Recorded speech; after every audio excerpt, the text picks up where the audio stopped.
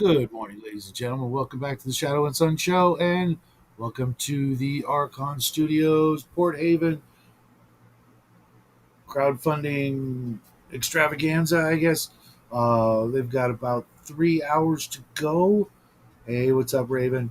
And I just wanted to go and show you guys what uh, stretch goals and super stretch goals have been unlocked. We're looking at a really big one coming up. They've already broke over $2 million, which we knew that was going to happen. That's here we go. Little bone to pick with them right off the bat. Stretch goals valued at $600. No, that can't be correct. The getting everything from the current uh, project is a little over half that, and the stretch goals, well, they're awesome. I just, guys, come on, $600? No, no, it's just. But let's get on to what we can actually hope to unlock.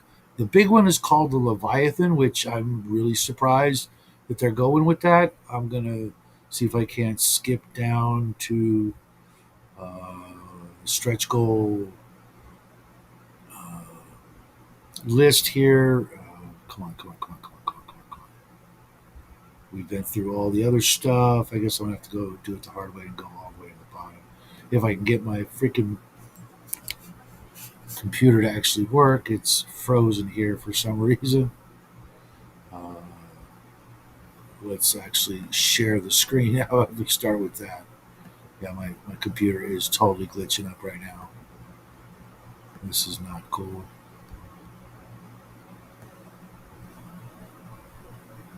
What the heck is going on here? Bear with me, folks. I'm having some computer issues right now, which is really a shame because I can't even get back to the live stream page.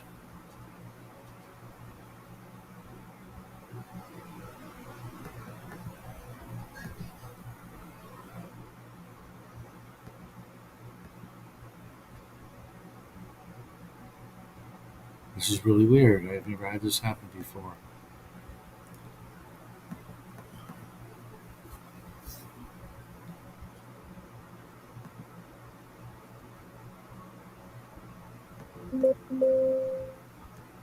I did just have an update this morning and I did all the things.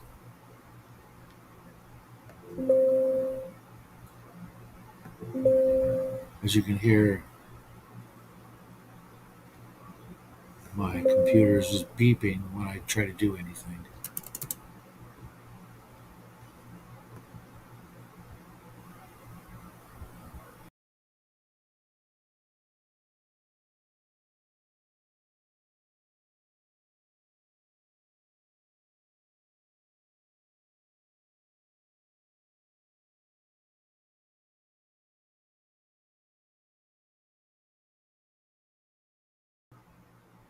Okay, at least I got back to here. Okay, sorry about that, folks. Let's see if I can show you what I'm talking about. Okay, here we go. Let's get all the way down to the stretch goals. Yeah, that was a pain in the butt, wasn't it? Darn updates. Come on. Where are we? Okay, here we go. Stretch goals. A couple of smaller items they're looking to unlock. Were rat number 9, which, okay, I don't have a lot of were rats, but I could use a couple more. The Game Master screen, I'm assuming this is for 5e. Gotta say, unless this is like Porthaven specific stuff, what's really the point? 5e is about to go the way of the dodo, and with all the things 5e has done lately, good. Aquarium Mimic, that's kind of awesome. I don't know if you can see this, uh, but it's it's an aquarium, and it's a mimic miniature, so it's like two separate miniatures. Looks like there's a couple little bonus pieces in clear plastic. That's kind of awesome. That's uh, fairy dragon. No thanks. Uh, but super stretch goal is Leviathan. That's just a tentative uh, artist rendition of what they hope to accomplish with this. I'm hoping that the waves are clear plastic and everything else isn't. There's no point in making the Leviathan itself clear plastic. And since this is the big one, it would have been nice if we could have got some dimensions. How big? But they're shooting for 2.5 million, and they're $237,000 to go. I really hope they get there because that means I'll get one. The I think that's the is that the duck dragon? Um, what does it say? Yeah, the duck dragon. That's hysterical. What is the game? Uh, Dragonbane. That would be great for that game. They should have talked to those guys. The cockatrice doesn't really look like the cockatrice of old, but that will definitely throw your players for a loop. An arid looks like it's going to be clear plastic as well. I don't know if they've reached these yet. Captain Jack Quack, that's also pretty funny. Clear plastic mutineer ghost. Were rat number 8. That one's kind of cool. The I think that's supposed to be the Karen, but it doesn't look like any of the Karen I've ever seen. It's more like a dragon horse. 75 millimeter base. Looks cool. Skeleton crewman. Can never have too many of those.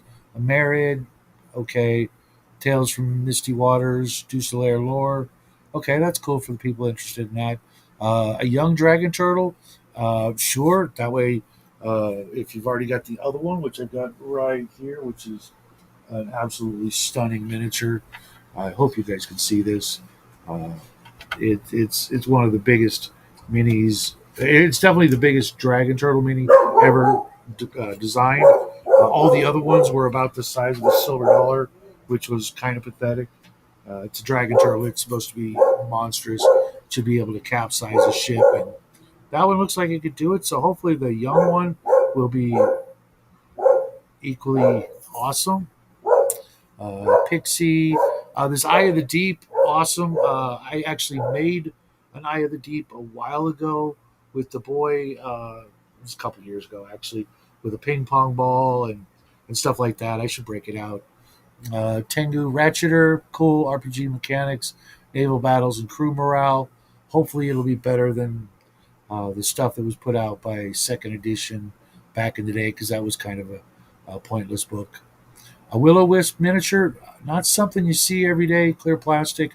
My party on Sundays just ran into 6 or 8 of them and almost got their behinds handed to them. Clear plastic bases set, if I can get that out. Nice, definitely could use that. Were rat number 7, cool. Fish folk, also fun. Sea hag, probably not a lot of those minis either. Octopus, I hope it's bigger than it looks, because anything less than a giant octopus is, you know, kind of pointless. Sure, you can have one player get all wrapped up in it, but you want something again that can take on the whole ship and be a problem to it. Naiad number 2, RPG, bestiary, and natural perils, kind of cool, I guess, if it's not the same old, same old. The Hydra, that is a really sharp looking Hydra miniature. I've got at least a half dozen or more Hydra miniatures, and that one looks to be bigger than all of them except for the one I think I have for Shadows of Brimstone, maybe. Female Sea Elf Cultist, you mean Blue Oyster Cultist? Of course. This one's for you, Raven, the Homunculus. Uh, that's hysterical as well, because as we know, cats are evil. RPG adventure generator and campaign seeds. I hope all these are printed, but I have a feeling they're just PDFs. In which case, not really impressed. It's just information. When it comes in because that looks like it's a hardback book. When it comes into a something you can hold in your hands and when the internet's not working, you still have it, or you want to take it to your friend's place, and you don't want to have to go online. Uh, male elf, male half elf lighter. Okay, the raft, that's really really cool looking. It doesn't really look like it'll hold too many minis, but no problem.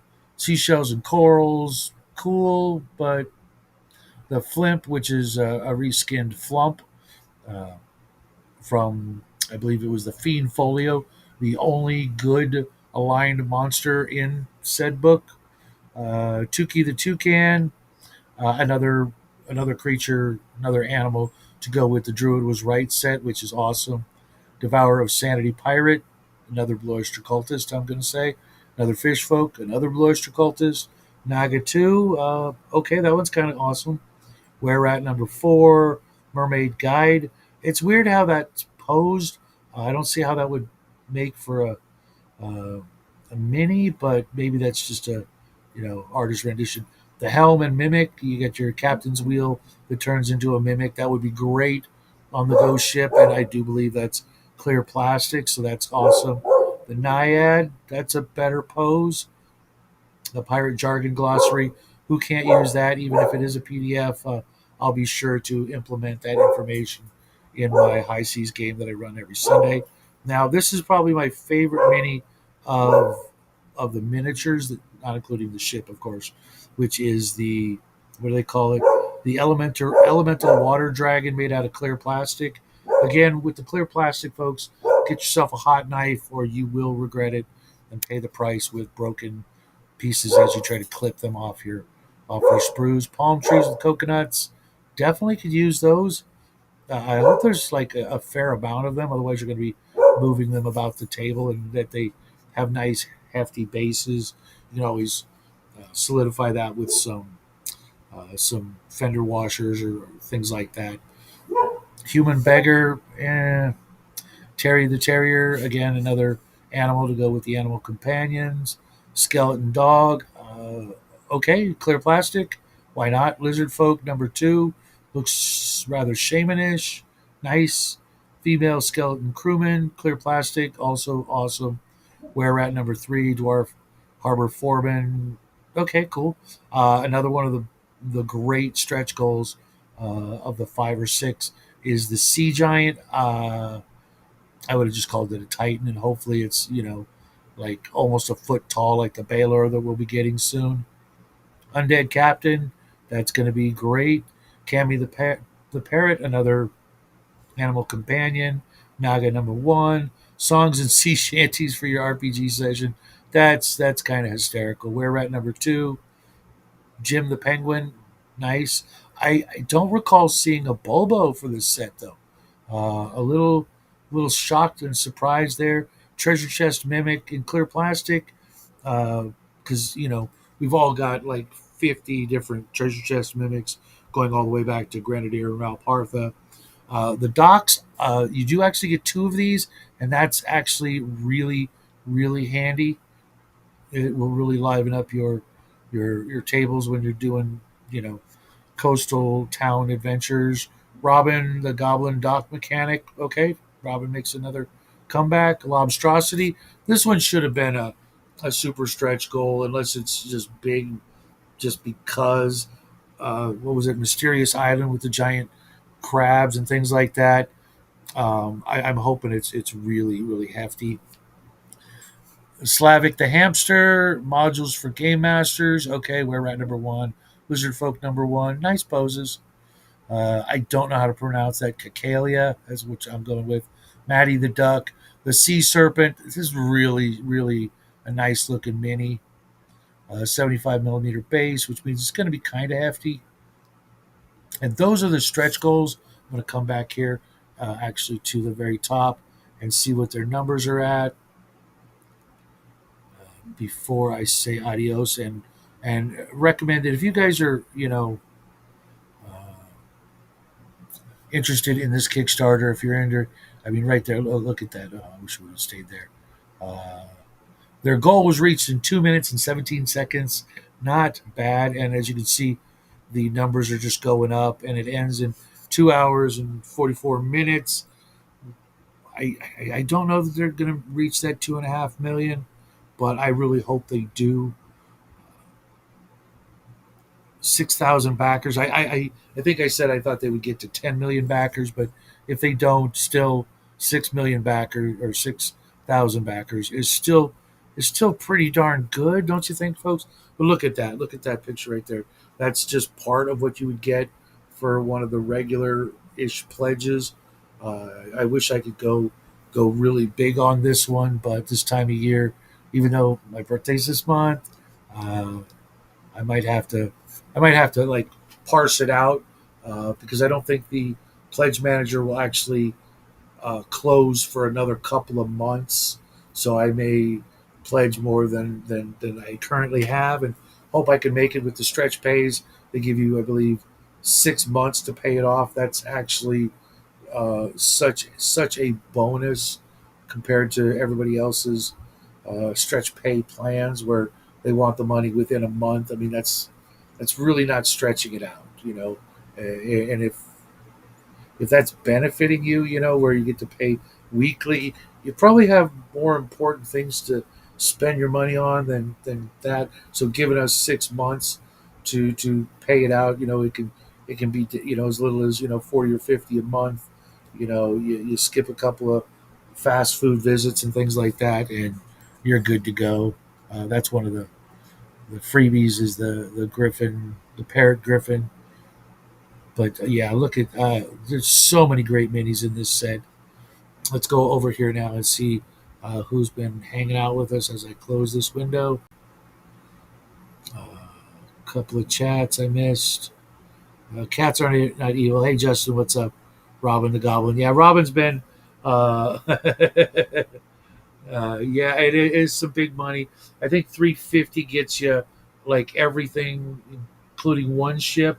And if you're looking at getting two ships, you might want to see if you got another account. Just saying, because you'd end up getting free stretch goals if that's the way you wanted to go for it.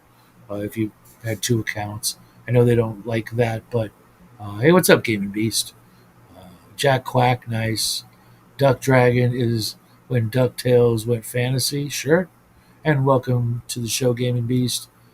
I'm not sold on a Duck Dragon. You want to see the Fairy Dragon? Yeah, there is so much cool stuff. Yes, I am alive.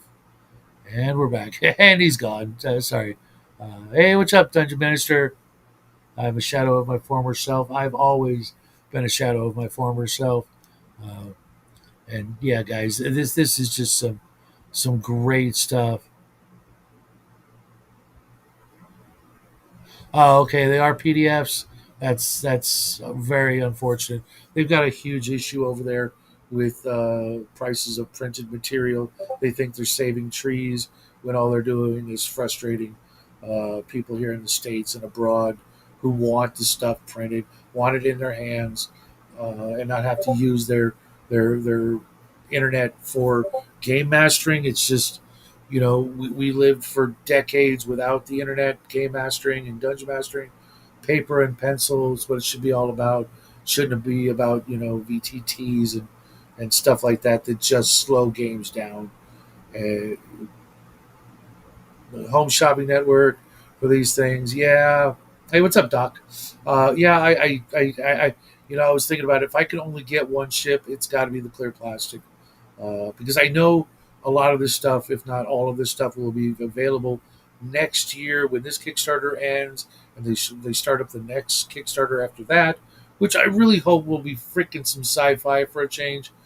Just saying, throwing the sci-fi into the Rampart line is dumb because it's Dungeons and Lasers. We want some dungeon stuff. We want some sci-fi stuff, or change the name. Otherwise, it doesn't make any sense, right, guys?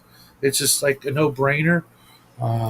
And with the sci-fi stuff that they did originally back in the day, it was freaking awesome. It was better than anything Dwarven Forge put out. Nobody else puts out anything even remotely close to the Dungeons and Lasers system of clipping and building your dungeons and your starports or whatever with the simple system that you can take apart and build like Legos, any way you want, and to throw that into Rampart that doesn't do that, no minis for you for a while. Tax day was yesterday, and the IRS got its teeth in me.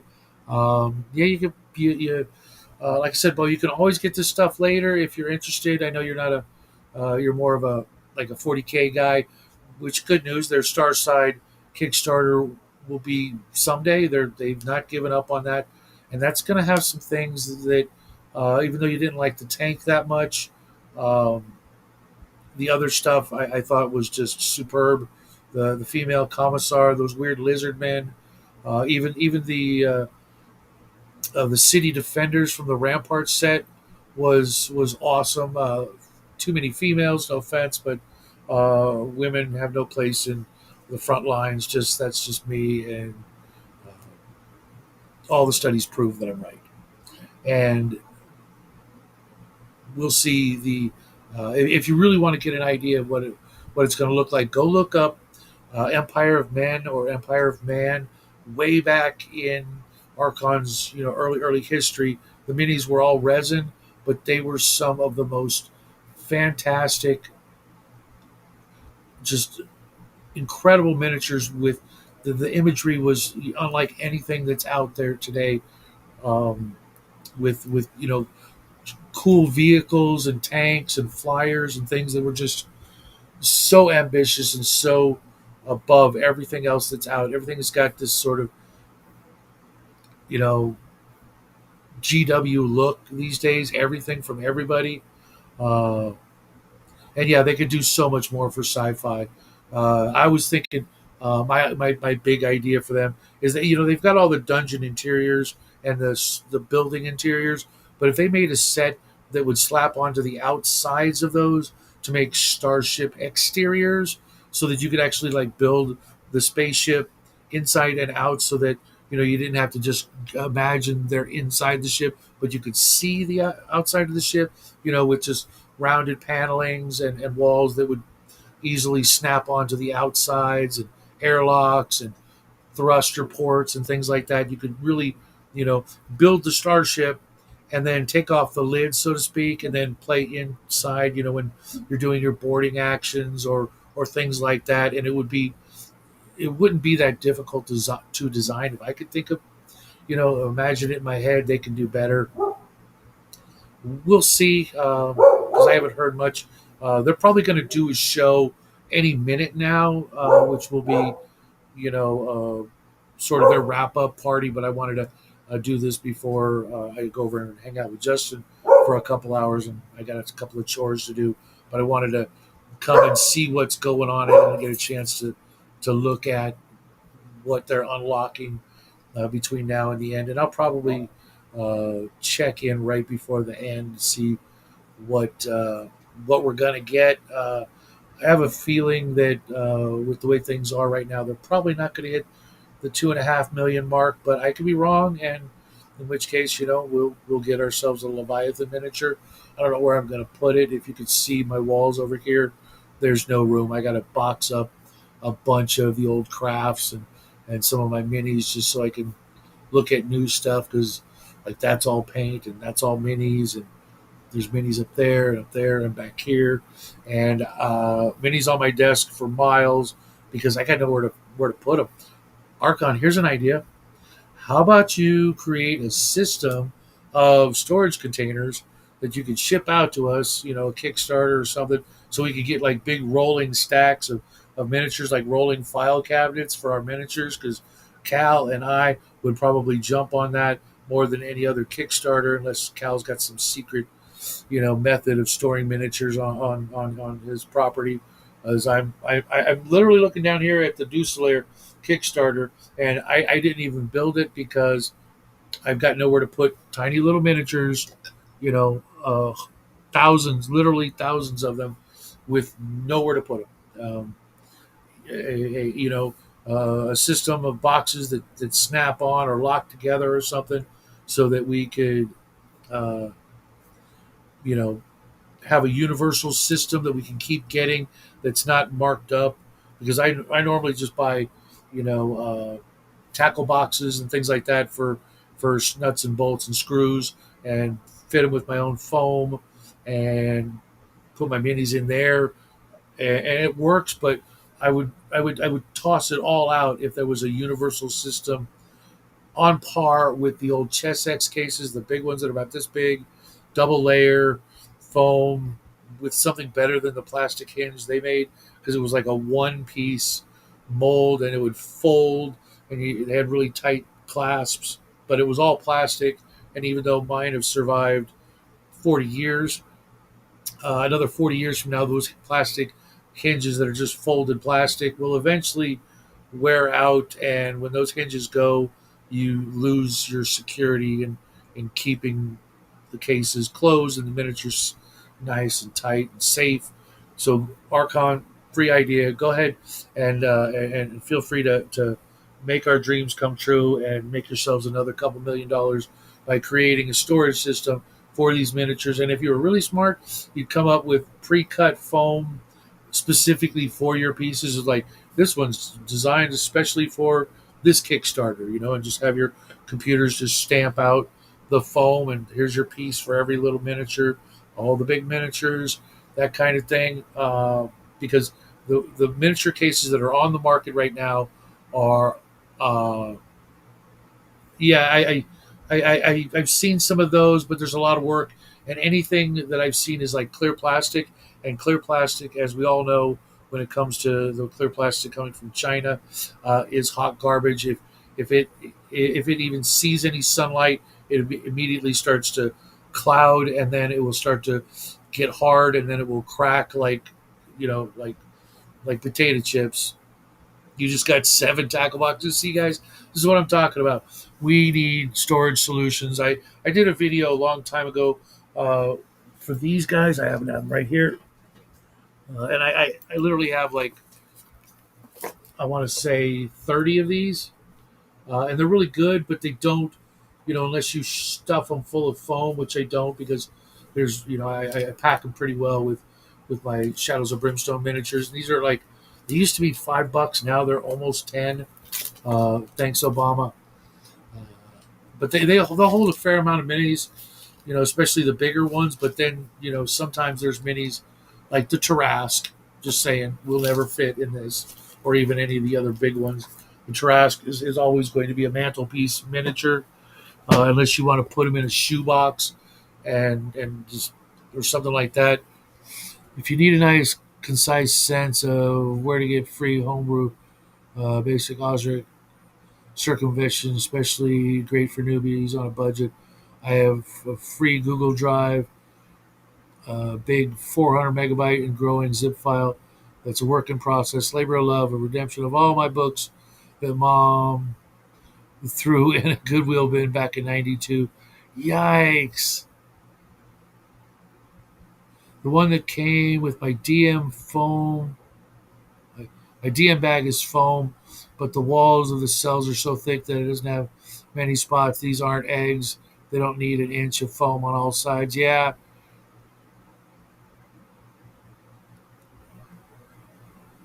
Well, then they should be made in the United States. Everything we buy should be made in the United States. Everything Canada buys should be made in Canada. We should all be a little more self sufficient, because if people are going to be assholes, they should do their own shit. And like the old expression that I live by, if you want something done right, do it yourself. All we got were used from a yard sale, got a column deal. Okay, cool, cool, cool. Yeah, Prime. Uh, I I'm not a big OSR guy, because OSR is like basically clones of the games that were great. Why not just play the games that were great instead of giving money to people who are just, you know, the way I look at it, pirating and stealing and modifying just barely within the legal limits. Obviously, you can't copyright game rules, but I have no love for people who make games that are another game with somebody else's name on it and the serial numbers filed off. I've got all the old books. Uh, I can play the old games. They still work. They're not broken. I don't need to, pay $250 for, what is it? Old school essentials. Actually, those are down to about 100. First came out though, they were $250 for the box set of 5 books, and now they're down to 100. But the old books are still worth a pretty penny, and you can still get most of them through drive-through. Get uh, you know reprints of the old books uh, are for me a better idea. I have all the players handbook, etc., from AD&D reprinted from drive-through, and they were like $20 a piece. The game's not broken. I play it on Sundays. I've played it with other people, uh, and it's they still work. I don't need somebody else's you know rehashed uh, version of an old game that I loved, especially when every single version I've ever seen, whether it be old school essentials, uh, Dragon Bane, Dragon Slayer, all of them take out the things I love the most about the game that I play.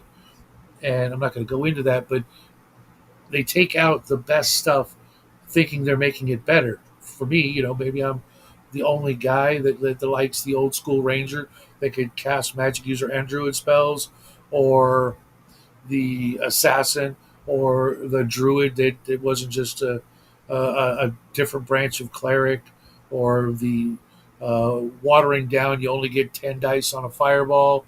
If my wizard's 18th level, I want to do 18 dice. I don't have 18 six-sided dice, but if I did, I would want to drop them all on the table. Uh, yeah, thanks, Dungeon Minister. Um, Broken and broke, damn you, mini addiction. Don't lie, the game was broken. I guess if a competent DM was running it, it would probably work. But we're stuck with you. Can't wait till next session. See, that's gonna brighten my day. That was hysterical, Justin. I'm gonna get you back in a couple of hours. But yeah, play whatever the hell you want. Who am I? I'm gonna be playing AD&D. I'm going to be playing Arduin when it comes out, and that's not going to be everybody's cup of tea. But uh, it. Well, you'll see. I'm not gonna spoil it for you. Uh, Justin, Cal, thanks guys. Because there's a ton of great old stuff out there. There's a reason why people keep cloning the originals. Maybe it was off the mark for you, but see, there was this great thing we did back in the day. It's called house ruling, ruling over rules. If we didn't like something in the game, the number one rule, literally the last rule in the Dungeon Master's Guide, is if you don't like something here, change it. I mean, how many people play with free parking and how many people don't? There's no rule, or at least there was when I grew up. There was no rule for it, but yet all the money went into free parking, and if you landed on it, you got the money in the free parking, right? Make up your own rules, and you know, let your players know, like, look, we're going to do this, because it's better, it's faster, it's cheaper, whatever. It's easier for us to get our heads around. Like with initiative, in my group, we don't roll every single round for initiative, wasting time, knowing that so and so the elf who's got a 18 dex is 90% of the time going to go first anyways. Just create a permanent party order, a permanent initiative system, so you don't have to spend 15 minutes of a 30-minute combat rolling initiative, right? What do we got? The reason I spread. Whoop, you guys are getting way ahead of me. Yeah, Justin. Whoop, I didn't want to really do that, but here it comes. Can we go on to? Oh my gosh! The reason why I spread retro clone freebie links and packages like Osric or Basic Fantasy isn't because I'm cheap, but because I want players to have complete information. Sure, but I mean, how many players actually read anything versus just like 90% of my players never even own the books. When I give them to them, they just sit on a shelf. They don't bring them. They just Most players really don't want to know the rules. It's more fun to not know and keep that sense of mystery, because as you play, you lose more and more of that. So a lot of my players is like, I don't want to know. I just need to know what my experience point table is and when I get new abilities and the spells. And that's it. They didn't want to know all the other stuff. They have to, yeah, they shouldn't have to spend money after all this time. You can literally go on, not even the high seas, but you can. There are like a dozen places where you can find the PDF of the player's handbook for AD&D Second Edition, etc., for free. And if you're a computer guy, cool. If not, you could literally print it and just take the pages you want and hand them out, that kind of thing. Uh, so in this digital age, there's no need to be spending $50 and $75 for a core rule book. Uh, it's like video games. I have never played any of the Grand Theft Auto games, but I have, including the Game Boy one, which no longer works because Game Boys don't work. But uh, Grand Theft Auto 1 through like 4 or 5, I've never played them. I got them all used for about $10 a piece and the strategy guides. So when I finally get the hankering to play that game, I've got them all to a point, and I paid about $10 a piece when they were brand new. They were $50, and you can if you've got to have it now and you've been dying and waiting for the game, and because I've done it, I bought a game brand new and it cost me like almost $75 back in the day, and now I can get that same game for like 12, maybe that. Okay, if life passes you by and you miss out on that grand opening new release thing, don't sweat it. A couple years down the road, you're going to get it for pennies on the dollar, and it's still going to be as good a game. If the only reason it's worth that much money is the now factor, uh, toss that out the window and wait a little bit. Be patient. Do something else. Play one of your other games that you've been waiting to get to. And lo and behold, when you get the time and you toss that game into your device, or start playing it, if it's not as good as it was back then you saved yourself like $40. And if it is as good, you profited, or you got a discount of 80%, and it's still a great game. There's a lot of great games out there that you shouldn't have to pay the price they're asking because it's brand new, and that's really what it's all about. uh, Old School Essentials is a perfect example. I had seen a set of the 5 books for like on an auction, and I'm like, that's a pretty good price. It was like $19 or something for the 5 books, and I'm like, it's not going to sell for that, but I know when my friends were saying, "Hey, check this out, it's like AD&D, blah blah blah," and I'm like, $250? Yeah, I'm not doing that. I could literally buy a brand new collection of AD&D books for about that price back then when it came out. Now it's like twice that. So it was $250, and now I can buy the 5 book box set for less than 100, just because time went by and people got it and went, I'm just going to go back to playing second edition or first edition or basic or expert or Beckney or whatever, because it's not the same thing. It's just a, a cheap knockoff, and what people really want is the originals. That's why the white box set goes for as much as it does. It's a crappy game. White box sucks. It is not the end all be all, the best RPG ever, but it's the most expensive because it's the first. That's it. And you can get those for free on the internet if you want to read them and go, wow, this is hot garbage. How did they even play this game? I don't know. I'm going to try and run it this year or next. Some people have been bugging me to run an old white box edition game just so they could feel what it was like back in the day. And I guarantee you, um, it's going to evolve into AD&D without anybody realizing it, because it was pretty close to that already. Spoiler alert. Most of the stuff that's in the white box is also in AD&D, because that was the next edition to come out. So AD&D is technically like second edition, not first edition. I digress. It's kind of pointless to waste your money on rehashed games when you could spend your money on miniatures like Porthaven. Because damn, that ship is hot. Oh my god, that is the finest ship on the high seas right now. I've looked at all the other competitors. Um, the Reaper one, the Whiz Kids one. I even looked at the other ones where the company, I forget the name. I should have wrote it down. They've got a line of ships for their game with 28 millimeter miniatures, but all the ships are dinky. They're tiny. It's like they're all less than what you'd expect. Even though the Reaper ship is pretty huge, it's still not as big to scale. Like I said, my 2x4 table that I'm working on here is more accurate to how big a ship is. Next time you watch a pirate movie, Pirates of the Caribbean, look how much room they have between the cabin and the railing of the ship. There's like 10 feet, okay?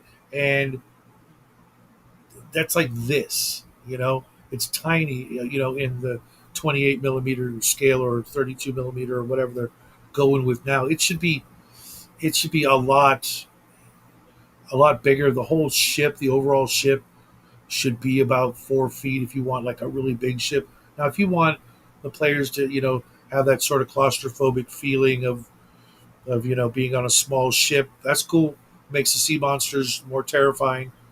But if you want like big boarding actions and big, you guys remember Cutthroat Island, that scene where the two ships are like, they're like 30 feet apart, but they're still blasting each other with cannons where they can't miss.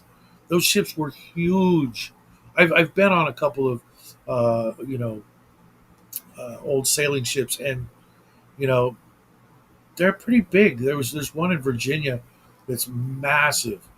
It's on dry land, but it's still, those ships were not tiny little tugboats. They were pretty big. And hopefully, am I missing anybody? Oh, I am. Hey, can we play Monopoly on Sunday instead? Players like Revolving Doors of God only knows what kind of randos in the local gaming group. Yeah, that's why you got to find your own tribe, your own group. I've got a really nice group of people that are all apparently got nothing better to do this morning than watch me blather on F initiative and who are we kidding? This is our table. We're talking about it would be 45 minutes rolling initiative. I'm a product of the California school system. Reading, dude, I had reading lab, man. It was the highest tech on the planet at the time. I my speed reading ability by fourth grade was stunning. We had these things, these projectors that would project the words and sentences, and there would be like a shadow that would cover it so that it would speed you along, and you could adjust the dial to start reading faster and faster, and then they would test you on your comprehension. I aced all of that. By the time I got to uh, seventh grade, I knew words and definitions of things that my teachers were like, never heard that word before. And I was like 12, you know. But unfortunately, they didn't have reading lab in middle school or junior high, as we called it back then. So, I'm a pretty good reader. Speaker, not so much, but reader, I can read with the best of them. Not like there's that many left, right? Not like you get awards for reading.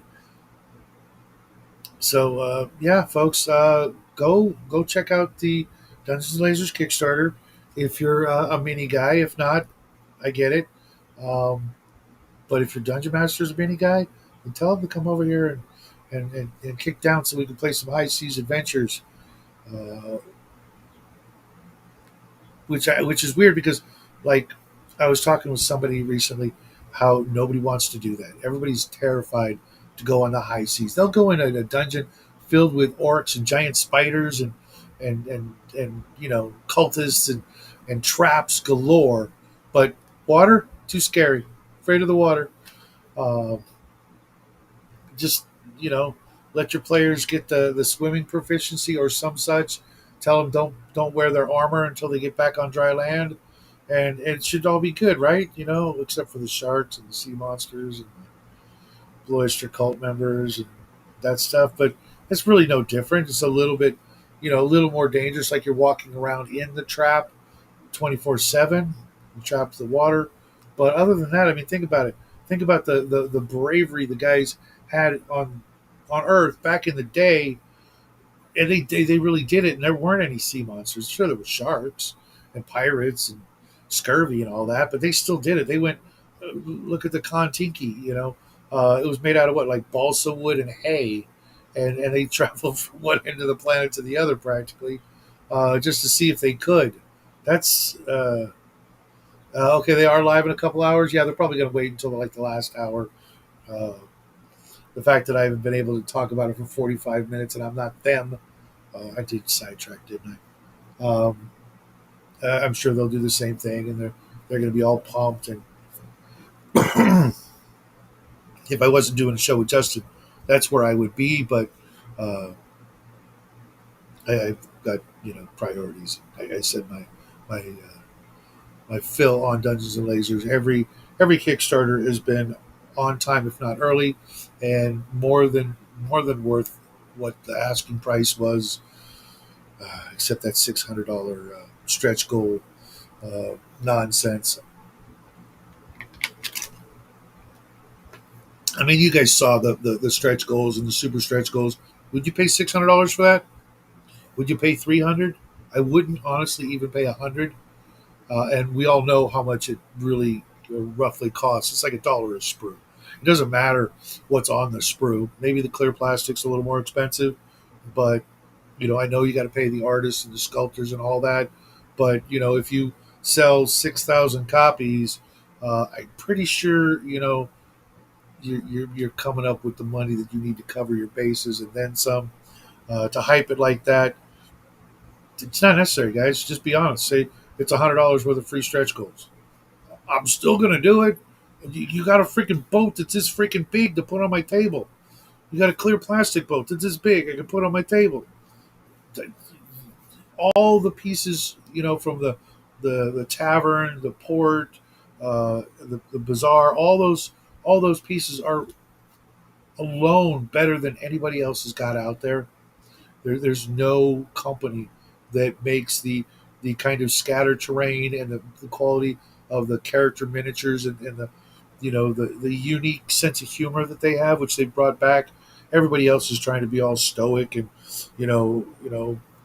grim, dark, and badass and stuff, and these guys have no problem making goofy, humorous stuff because that's far more interesting than trying to out macho the next company that's trying to out macho the company before until you get nothing but stuff that starts looking a little